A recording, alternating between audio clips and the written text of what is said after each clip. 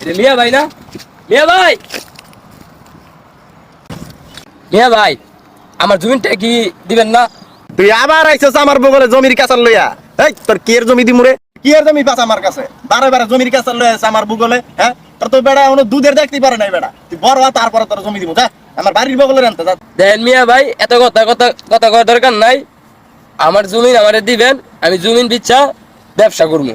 তিন বেলা খাস গান যা, আবার কাজ ব্যবসা, হ্যাঁ? আবার মাথায় দিছস টুপি, হাজি সাজছ এই জায়গায়। 2 মাস হইব আমি গাঞ্জা খাওয়া বাদ দিছি, এটা একটা কথা কইলেন? দেখছেন মুনির ভাই, এটা কি কইতাছে আমার ছোট ভাই? মা বাবা মারা যাওয়ার পর আমি ওরা শুরুতে বড় করছি, এখন আমার লাগাইছে জমি নিয়ে কেসাল করবা। এইগুলা কি সহ্য করা যায় ভাই? কোন দিই ভাই? দূর, খালি ইমোশনাল কইরা খালি ব্যাটমেল করে তো। ইমোশনাল কাজ আর যাই কাজ, এই জমি তুই পাইবি না।